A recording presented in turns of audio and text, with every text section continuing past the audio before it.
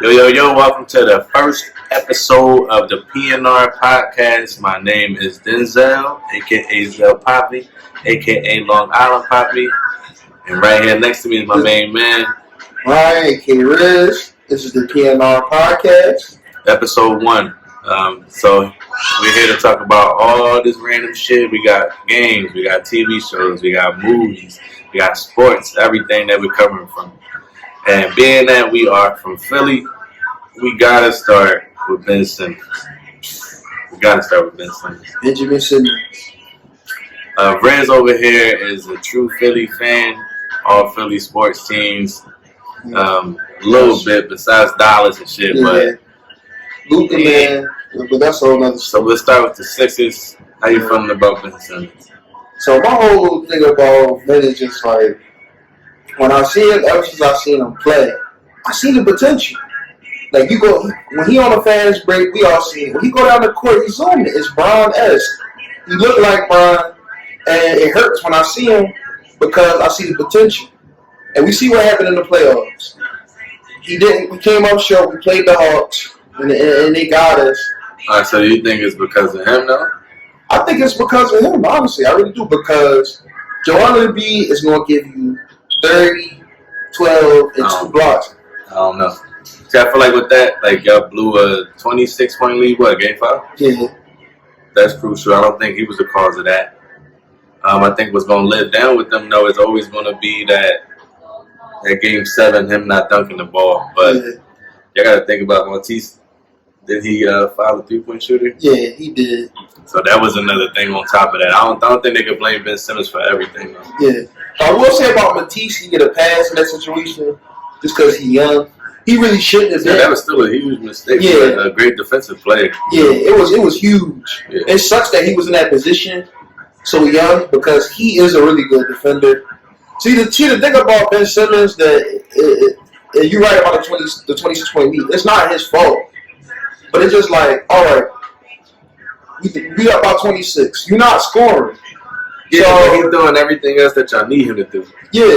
What he's supposed to do, because I believe Trae Young was like 5 for 23 that game. Yeah. Mainly because of Ben Simmons. But the thing is like, if you're not going to score and we up by 26, well, where's the defense? It was there. You can't be an elite defender. It was there. The defense was there. You think so? I don't know. Because that's when the 6-point lead was just one of like 3 leads we blew that series. Yeah, but the game 7 with everything, though, it came down to y'all not being efficient on offense. Yeah. But I don't think that was on him. Y'all worked defensively. Y'all just made some mistakes, crucial mistakes down the stretch. But I don't know. How do you feel about them handling the situation after the loss, though? This is my whole thing. Like, and what you said, it all relates to everything that I'm about to say. I feel like, whether you agree or not, those watching this, Embiid is the modern day Shaq. He's the modern day Shaq. And in my opinion, he needs Kobe. He needs someone that can create their own shot and get a bucket on the perimeter. And he's never had that his whole career. And I would like to see him with someone like a Dame Lillard or a James Harden. He will go crazy. The problem with him is that he never had a guard that could get their own shot. Seth, the one season that he had Seth had his best season ever. Seth shot like 45, 46 for 3. Seth got that best season because he got more minutes. Yeah, everybody saw that. But I think that the whole thing with the whole Kobe comparison, no, he don't need a Kobe. Okay. He needs a solid guard that can get their own shot. That's why I thought the Sixers were going to trade for CJ McCollum. Yeah. Okay. I feel like he would have been a good fit with them, but yeah, CJ would have been a real good fit. Yeah. Of course, that didn't happen. And we see how things are dwindling down now with everything, with him returning back to the Sixers. Yeah. I feel like the fans are going to boo him like a motherfucker when he comes back that first game. He getting the wipeout treatment. He getting Nickelodeon slime. I wouldn't be surprised when he go through the booth. He getting soda, popcorn, candy. He gonna have to hoop in a fucking poncho. He gonna have to hoop in a poncho because Philly is unforgiving, man. Yeah, super unforgiving. It's 11 City, man. You think it's gonna be worse than when Brian went back to Cleveland? Yeah, because the thing about Brian is Brian for the most part reached his potential. It's like you see Ben Simmons and you see that potential. Especially when you see Giannis win a ring. It's like Ben. It's like what you call it? Giannis. I'm sorry, Giannis. But like you see all that, and it's just like Ben, that can be you. I always felt like Giannis was just an aggressive Ben Simmons. I always felt like that. No, Giannis just himself. Yeah. But I think it also I think it comes down to how the Sixers organization handled it. I think the lineups that they had was trash. Yeah. The spacing that they had was trash, and that's due to the lineups. Yeah. And then they never have, even though Ben Simmons was the point guard, they never have him involved within the offense. Yeah. It's always like, all right, you initiate, and then he's just roaming the fucking court. There's nowhere else that they have him at. So what keeps happening is he's going down into the post where Embiid's supposed to be doing his work at, and then it fucks everything up. Right. So now it comes to the coaching as to where they're like, all right, well, what else can you do to make sure Ben Simmons is involved with the offense without the ball? That's gonna be I think that's gonna be the key for them, like next season and everything. For real. Yeah. Honestly. And it's like the more you talk about, the more I understand. It falls on Doc too. It does. That's all we said. And it's like the Ben slander is understood, but I want you though. He shouldn't take all the blame because some of the lineups were horrible. We had some really bad lineups. Like I said, everything that's going to stick with Philly fans and the sports media and all that stuff is always going to be him not dunking the ball. Yeah. Besides everything else happening in that series that Sixers obviously should have won in 5. Yep. In my opinion. It's curious to see how, like, the next 3 weeks in the NBA is going to go. But, like, the whole Ben Simmons situation and then the whole Kyrie situation, it's curious to see, like, how that's going to all play out the next 3 weeks. Do you think he's going to play this year? Who? Kyrie. Yeah. Okay. I believe so. I don't know if it's going to be for the Nets. Is he going to get the vax? I don't know if it's going to be for the Nets. Yeah. I don't know if it's going to be for the Nets. But I feel like with the whole vaccine thing, he's going to keep doing this shit as much as he can. Yeah. That's because he's going to stand on what he's been standing on. Yeah. But for the Nets, it seems like the Nets are obviously moving on from. Would you do Ben for Kyrie? Hey. Okay. It works for both teams. I want to do it, but Kyrie just makes me kind of nervous because it works for both teams. He's so like, I feel like he's one of those dudes. He just wakes up one day like, I don't feel like playing. No, but when he want to play, he a monster. That's what I'm saying. He had 50, 40, 90 last year. Yeah, and averaging like 20, I think over 26 points. Yeah, so you gotta look at it. It's not like he doesn't want to play basketball and that stuff because he had a great season last year. It's just again injuries. Yeah. He's a guard that's injury prone, so it's like, what are you going to do after that? Right. I mean, he seems to grow stuck because the injuries are going to keep messing with him. It happened in 2015. It's been happening when he went to Boston, and then when he came to the Nets. It's been happening. He's been a guard that gets injured a lot. Yeah. So I understand the Nets standpoint on things because it just comes down to you already have a guard that's injury prone, and then now he's not getting the vaccine, so he's already going to be missing all the home games. Yeah. So you look at that. They made the right decision for the organization for themselves because it's just like I can't depend on a guard that's not going to be there and not have a vaccine. Now he's already missing 41 home games, and then if he gets injured, now he's missing away games. So then you look at it. Now they get home court advantage in the playoffs. He's not there. Yeah. You know what I mean? That's 25 plus million team. I'm saying, imagine that, right? So imagine they so happen to get a matchup with the Knicks in the playoffs. Yeah. That's it. That's it. He's not going to be able to play that whole series. You know what I mean? Yeah. So it comes down to a lot, man. But I understand his whole stand on the vaccine. That's his personal choice with everything. But I agree. When it comes to the organization, they're doing what's best for the organization. They're not going to do what's best for Kyrie because it doesn't make sense at all. Yeah. You know? Now that we know what's going on with Kyrie, and this is before I say what I'm about to say, this is my opinion. If by some miracle Ben Simmons comes back and he starts shooting threes and hitting middies, then I got us as the favorites to win the championship. Now that's a huge if. That's a huge if. But now that you know with Kyrie and what's going on now, who's your favorite to win the chip? What? This win year. The chip? Before the season starts. We got to go record. Before the season starts. We can start at the East first. Let's start with the East. All right, who you got coming out the East? Miami. For the record. That's my team. Okay. That's because I'm just letting you rock with that. That's because that's my team. I like I'm picking up Lowry and. You feel a hero? Yeah. Okay. You think he needed more minutes last year? That's all it was. You think this is year? I think so. Okay. Because he coming out talking about I'm on the level as Trae Young and Luke. Look, if he continue to play how he been playing in the preseason into the season, hell yeah, he's up there. Okay. I just feel like he needed more minutes last year. They didn't give him it. Okay. It's gonna be hard though, because it's like you think Oladipo start, ain't gonna be no room. Come on the bench. Okay. Yeah. That's gonna be interesting. I'm just curious how that's gonna play out. I think our defense is gonna be amazing because we picked up PJ Tucker. Yeah. Lowry gonna be facilitating easily. Yeah. The defense is gonna be crazy on that team. It's gonna be a great season for us. Yeah. But like, what scares me, the only person that scares me is Giannis. Yeah.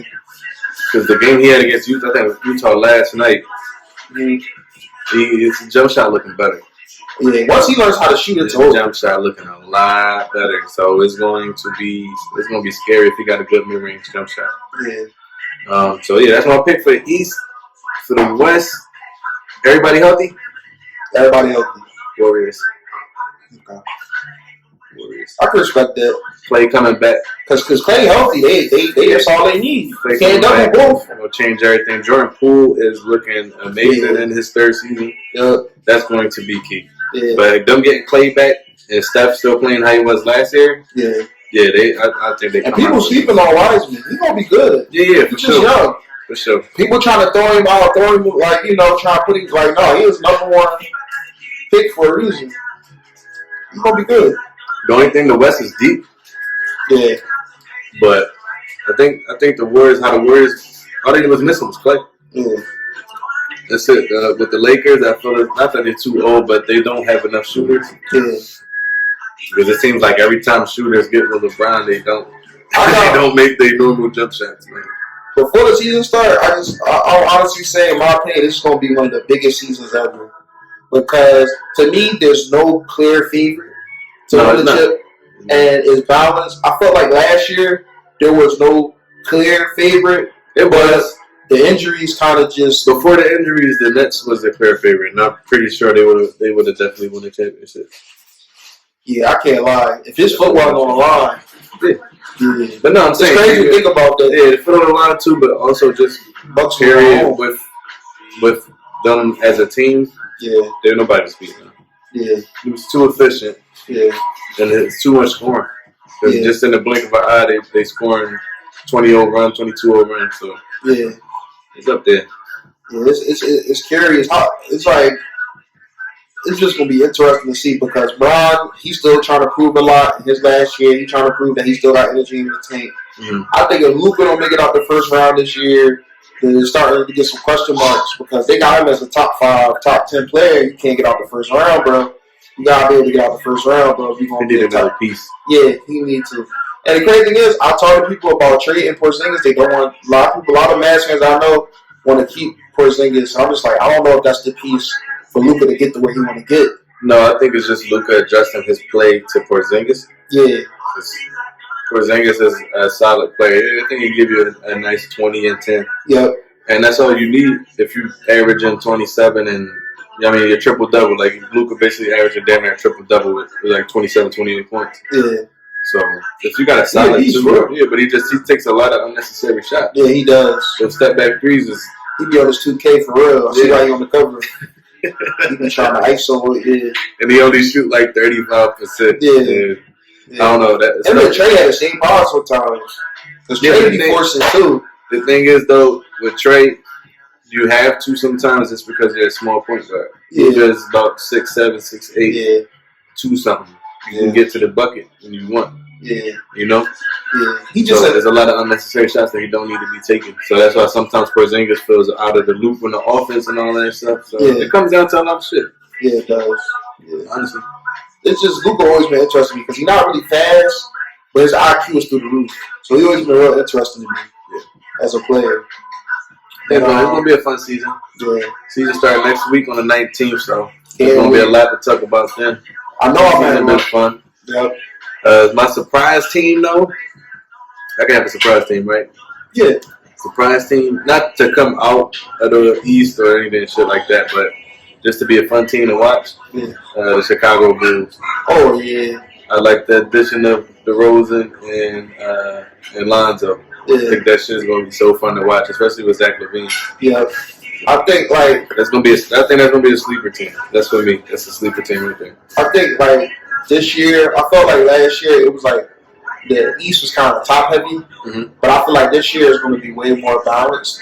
Yeah, you still have the teams, but but I feel like even a team like one of the worst teams in the league last year, like Detroit, I feel like they can actually be like an all-right team this year. You know, with their pieces and get Key. Because I like Key just to make the playoffs. Now we got the play-in. Like the play-in, they're just. I feel like we'll come back to this. If them motherfuckers make the playoffs, give them $200. Detroit make the playoffs, I give them $200. I don't see that shit happening though. All right, we can put this on record too. I think Cade's gonna win Rookie of the Year. Who you got Rookie of the Year? I don't know. Okay, it's gonna be close, but I think Cade's gonna win Rookie of the Year. I think he is gonna end up being because he's gonna have free roam in Detroit because they will always. And I like Jeremy Grant. I think the Olympics is going. I think the Olympics did something for him. Because he looked all right when he played. So I think being around all them star players kind of motivates you. So I think he's going to have a good year. He might sneak and go crazy this year, 24, 25. He might sneak around. But we're going to see. It's balanced. I think it's balanced. I don't see nobody as a rookie like stepping out this year to average like 20. Oh, yeah. No, yeah. I don't see that coming from this class at all. No. But it should be fun. I think the big team that I'm just really curious to see, believe it or not, and this may seem random, it's just the Hornets. I'm curious to see to do what Melo take the next step because they're making it obvious that that's going to be his team, LaMelo. Yeah. So I'm curious to see like where the Hornets go this year, and if they have a good season or if they have a bad season. Like, what's the next steps with him? I'm just curious to see how that's going to play out. I got a lot of faith in him because at the end of the day, he is 6'7". He like Luke in a sense. He's 6'7", 6'8" point guard. Yeah, he tough. So, then like the NBA is changing, so it's just like it's curious to see how that's going to play out. It's October 19th. Yep. NBA season start, man. Let's see what happens from there. Yep. And like I said, if Ben come back scoring, then it's a different ballgame for sure. So, sports. We cover sports. And where we going now? Music. We going. Music. Hit them notes. Music make you lose control. Music make you. Let's go there. All right. So let's go into some music then. What have been? Can I hit you with a hard hitter off the rip? Go ahead. Let's do it. Let's do hard because I know my answer already. Want some hard hitters, you freak. What's your album of the year as of October? As of October? Yeah. All season? Say. Yeah. Easily. Yeah. I think easily. Yeah. All season. I think that like J. Cole just does a good job of being a voice of the culture. There we go. That's what I think. He does a good job because so everything that he says is just so relatable. When he talks about like the things he goes through, a lot of his struggles, his ups and downs. And I think the biggest thing that he does that a lot of rappers don't realize is he not trying to flex on you. Mm-hmm. You know, he may throw little lines here and there, but his rhymes about his roses, his voices, his mansions. All right, so you touched on the topic. So like I said, I feel like Cole been on the rest is like 2018, features wise and album wise. I think this album is more so him coming into his own. I feel like the production on it, the sound, the rapping on it, everything was. It wasn't like not that it wasn't experimental, but everything. It seemed like he was just coming into his own person as a rapper. Yeah. That's how I felt with the album. But like you said, he doesn't. It's relatable. Yeah. I feel like that's the problem with artists now. Like, y'all got comfortable talking about shit. That's why I like when you said what's my album of the year, it was his because it's relatable, there's real shit on there, and it's good music. I felt like the only album that I honestly like listened to rapper wise was Drake. Mm-hmm. And I felt like it's too many songs on the album. Yeah. I always feel like I lose my attention ain't that strong for me to go 18, 20 songs type shit. Like 12 to 13, I feel like it's fucking perfect. Yeah. But I feel like even with his music, it was his album was Throwaways was on there. Like, there was a couple throwaways. It was heavily featured. Yeah. Too much. Yeah. And then it's not relatable no more. Yep. It's not. I feel like with Drake's music now, it's like him trying to become Jay-Z. Yeah. As to where as though you're not rapping anymore, but you're more so bragging about what you got. Right. And for us that don't got that shit, it's not relatable at all. It sounds good. Yeah. You know what I mean? Yeah. But it's not relatable at all. So when it comes to you putting out a work of art, it gotta touch the people. It gotta relate to the people because it's not going to be viewed as a classic album. If I can skip songs on your album, it's not a classic. Yeah. Like, and it's funny you talk about classics because it's like, and it's not saying like we know like money. When you get that money and you get that position, of course you're gonna change. You in some ways you're supposed to change. But I remember being in the high school, in the college, blasting "Thank Me Later," "Take Care," like nonstop. Take Care for months. Yeah, I want to say "Take Care" was different around that time. Just nonstop, perfect music. Not even that, but even when we was in, I think might have been in our junior year of high school, going to the senior year. But even around that time when Dreams Money Goodbye, when that shit came out, oh my god, bro, like that was I think that was one of his best songs ever, like. Yeah. And then I got to think about like when music is so synonymous to time because it's just like certain music, it depends on what you're going through at that time. Yep. You know what I mean? And I feel like with Drake's work around that time, we all growing up, we all going through heartbreak, we all having fun times, like everything was relatable. Now that I'm older, not really going through none of that shit I was going through when I was younger. You know what I mean? My life is good right now, so I wanna now I'm more so focused on what you rapping about. You know what I mean? Like what are you saying? If I'm just hearing you brag about shit, it's not good music to me. And that's regular. And that's where J. Cole really excelled. It's funny, one of his songs, it's crazy, like he really called out the rap game. He was just like, why don't one of you guys start rapping about a broke rapper? Yeah. And it's true. It's like, that's a new perspective that like no rapper is really talking about. Why is nobody talking about? It's the image. It's the image you got to keep up with music and stuff instead of just being who you are as a person. That's why I said there's a lot of fake motherfuckers in the game and stuff, but that's because that's what people love to see. That's what the Hollywood people love to see. The execs, all of them, like, this is what we want. This is the image we want you to have because this is what people want. But in reality, people that really listen to music and stuff is just like, yo, I want you to rap about something different. I want you to have a piece of work that is gonna last for years. You know what I mean? Like we still talk about Kendrick's first album. Good Kid, Mad City. We still talk about that shit. You know what I mean? Yeah. And that came out, 2012? Yep. And we still talk about it. Why? Because it was a great piece of work. It was a classic album. No skip. You know what I mean? Like, that was the music. That's the music that we was looking to.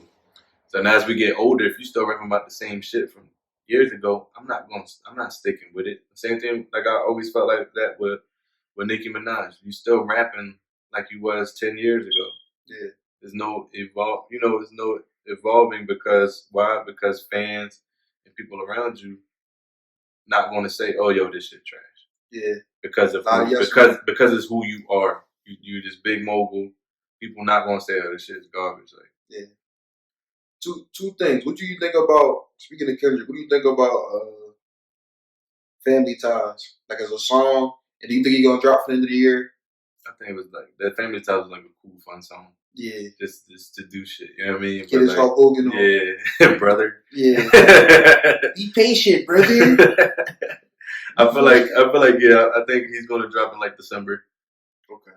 Yeah. That's gonna be one of those type albums. I'm hoping it's not. He gotta go crazy. Yeah, I'm hoping. With everything that's been going on, I'm hoping it's just straight. He been quiet. Rap. Like, nothing experimental, none of that shit. Just straight like a Good Kid, Mad City, but it's it's basically 10 years now. So rap, kill that shit. I need to hear the flus. Like you said, new flus coming. Let me see, Kendrick. Everything.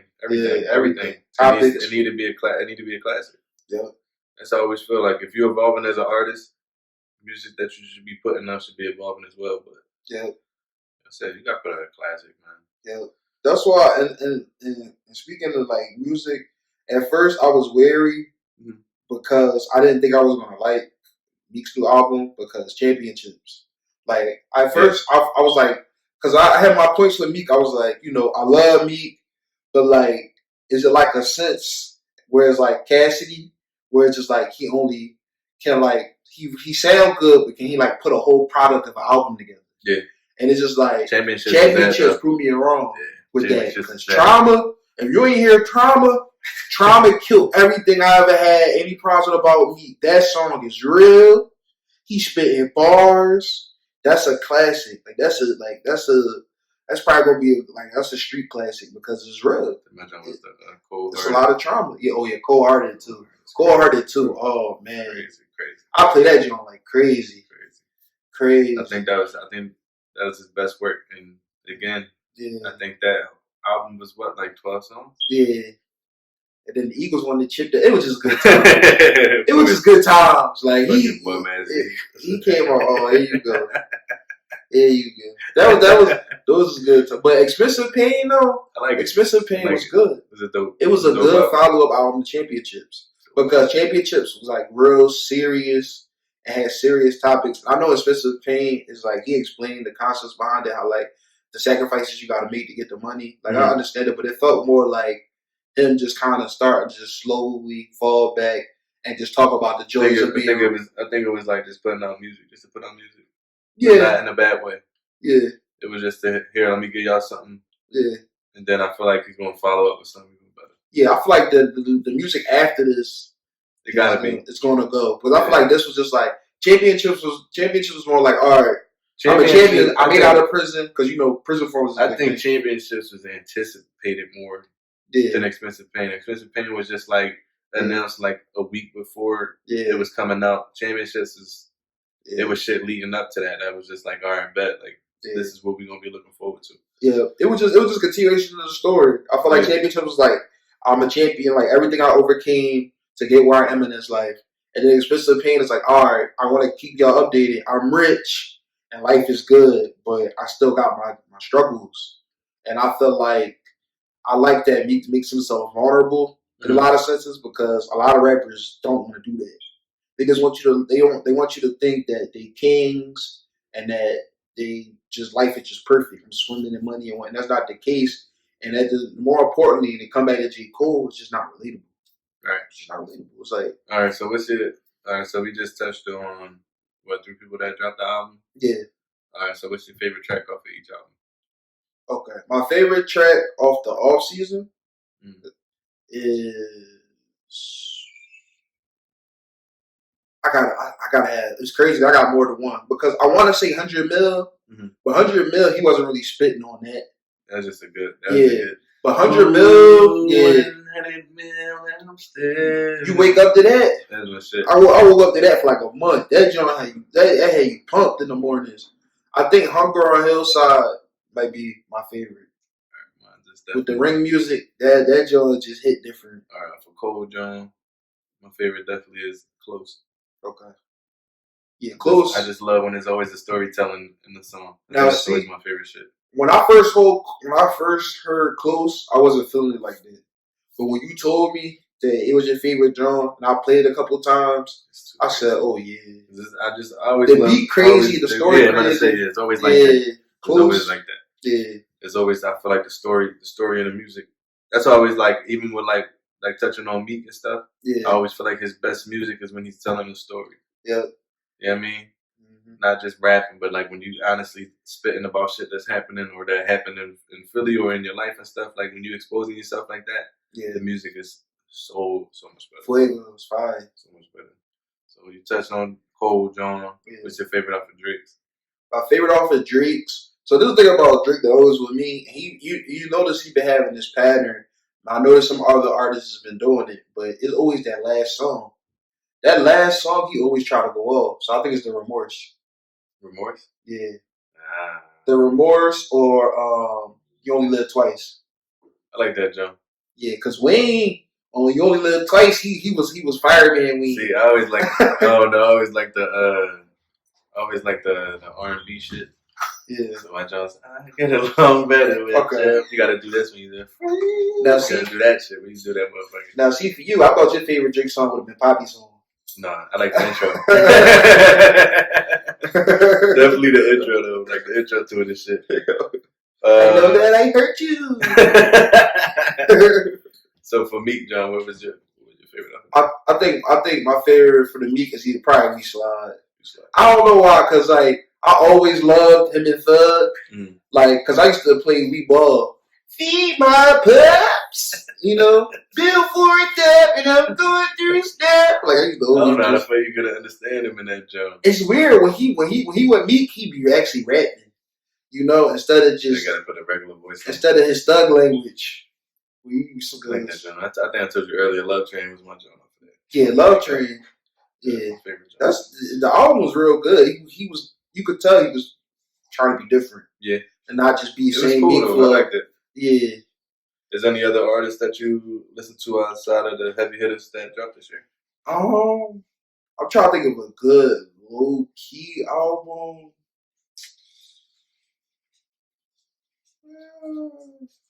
I listen to Moneybagg here and there, but I ain't really listen to like his album. I just listen to a couple of songs. I like Moneybagg though. I like his flow and how he raps. Cause he caught me off guard at first. Cause I thought he was just like another mumble rapper. I was like, oh, he's lyrical. He could rap when he want to. He just be picking and choosing. But he real good at making stuff catchy. Kind of like, I always say it wrong. Quavo. Oh, I got it right. I always say Quavo. Yeah, because Quavo the same way. Like he makes stuff that's real catchy. You know, I may not think like it's the lyricism, but it's good. It's good music. You know.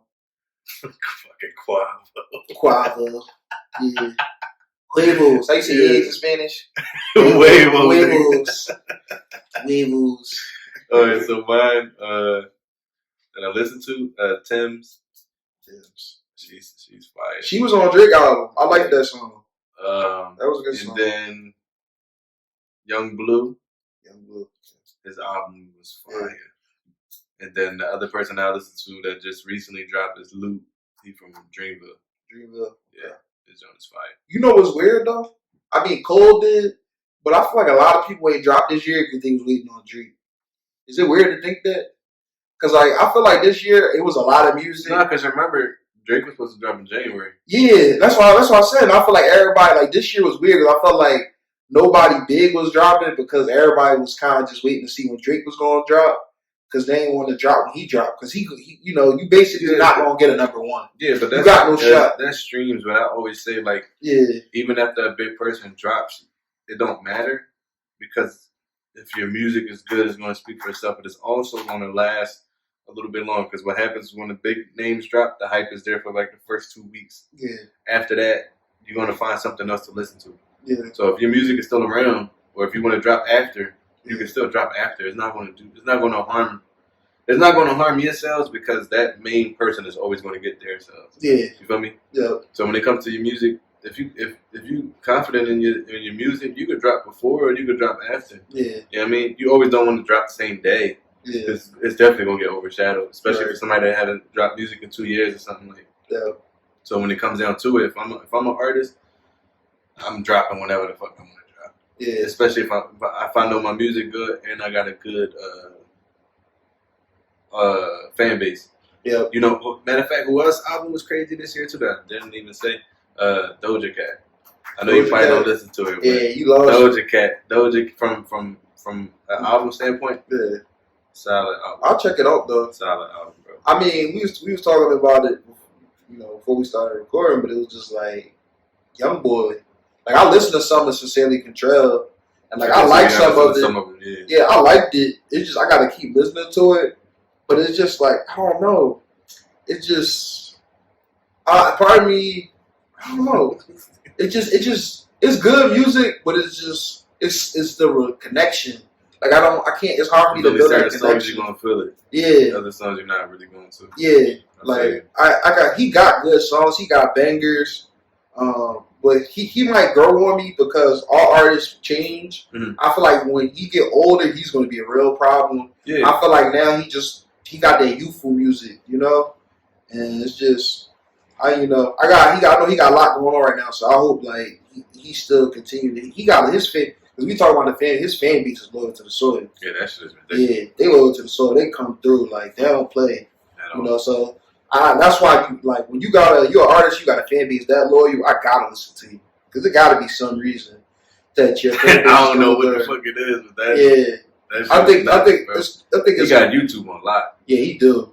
YouTube is on lock. Yeah, his views is ridiculous. I know he gone, but Juice is another one that come to mind. Like them Juice fans, is good, man. Them fans, they be. He's a good artist. Though. Rest in peace. Yeah, he's some good music. Yeah, they going crazy for Juice. But I think like the big thing this year though, just like that's what I was about to ask you. What music? Yeah. What music are you looking forward to, or who are you looking forward to coming up? I think the two biggest things that I want to see is Kendrick at his absence with all like the BLM and all the protests and all that. I know they say he popped up here and there, but a lot of artists was releasing music and talking about it, and he wasn't really saying much. And so I'm curious to see like what his album is gonna be. Like, is it gonna be like another Pip to a Butterfly, where like he kind of get a little political and he talk about stuff that's going on and it's hot. That's what I'm hoping. And then also too, I'm curious because a lot of artists struggle with this. Is Travis Scott, because Astroworld was pretty good to me. Like that was his best album because he had a lot of music on there. Fuck the club up. He had a lot. Like the song with Drake. I ain't gotta say y'all know that one. And it's just like I'm curious to see like where he goes now after Astroworld because I think he's a good artist, but I want to see how far he can go. It's kind of like the situation like nobody talks about him, and it's not like he can't rap. He can rap, but it's more like Playboy Cardi. Like when I heard Playboy Cardi, I thought he was good, but I wanted to see more. I was like, this sound is weird. Like tell me hey, tell me hi, tell me bye. Like it works, but it's like, can you do it for 2, 3, 4 albums? And it's just like he proven. I don't know. Yeah, because his music is so hit or miss with that. Telling me hey, she telling me hi. Let's say like as an artist when you evolve and stuff, certain sounds like that sound good for like your first 2 maybe. Yeah. But you can't have an album that's 20, 22 songs and that's all it is. Yeah. Like when you have a sound like that, your sound is perfect for you dropping EPs or if you're dropping an album that's 10 songs. Yep. If it's too much of it, you're gonna lose the audience because it's like, all this shit sounds the same. Yep. Sounds the same. And then it's gonna be like, in a sense, like niche, and then you're gonna get a lot of features. Yeah. Yep. So, yeah, like you said, man, I think everybody's last person we waiting for is Kendrick to drop that thing. Yeah. Because, so hopefully it's everything that we've been waiting for because it's been. Yeah. What was the last? Damn. What was something after that? Damn was the last. He been going for a while. That was that 2017. Yeah. Yep. Something like that. Yep. 2017. Yeah. So. Yeah, it's been interesting to see like J. Cole, Drake, and Kendrick. Kind of see those guys because those were the 3 biggest guys. What we didn't touch on was that Heaven's EP by Cole. Yeah. I think that was something right there. The Heaven's EP was fire. That was crazy. Super crazy. You wouldn't even feel like Pipe Down was Drake's song anymore. Yep. Just because he took that beat and did something crazy on that jump. Yeah.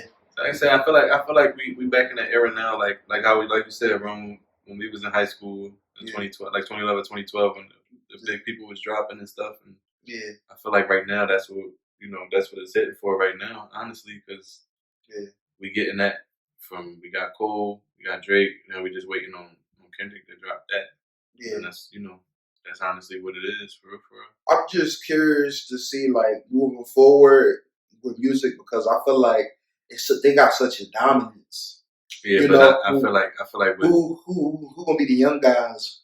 I don't think you will find that with rap, just because when it comes to people that listen to music and stuff, they always want to hear their favorites. Yeah.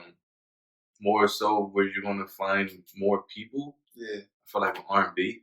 Yeah. I feel like that's where it's at.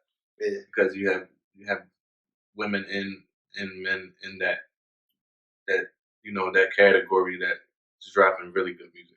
Yeah. So it's more anticipation for certain artists to drop. You're more able to do different things with your sound when you're doing R&B and stuff like rap.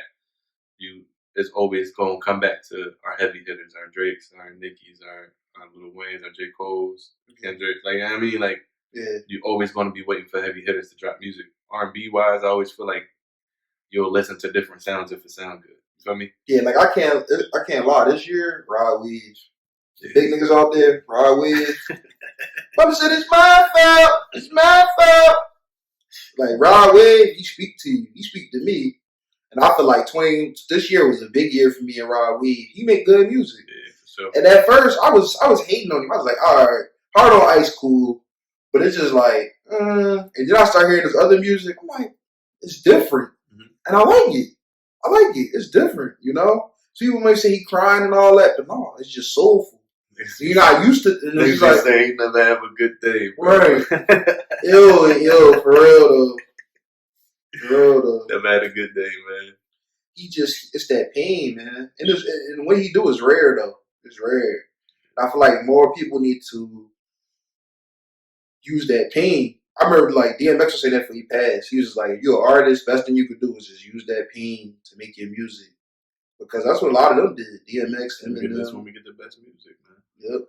You hurting and you need an outlet, that booth could be like, it's therapeutic. Do wonders, yep. Therapeutic and change things for you. But so we're just waiting on Kendrick. I think this would be a good part to wrap up this episode, man. Yeah. I want to thank y'all for tuning in to episode 1 of PNR. Yep. Again, I'm Denzel, aka Zel Papi, aka Long Island Papi. And this is my guy Ryan, aka Rizz. If y'all got any questions, make sure suggestions, any topics you guys want us to talk about, anything, send it to us. Post it below or where you can. We'll see it and we'll answer them. So thank you guys for tuning in, man. And thank you guys for tuning in.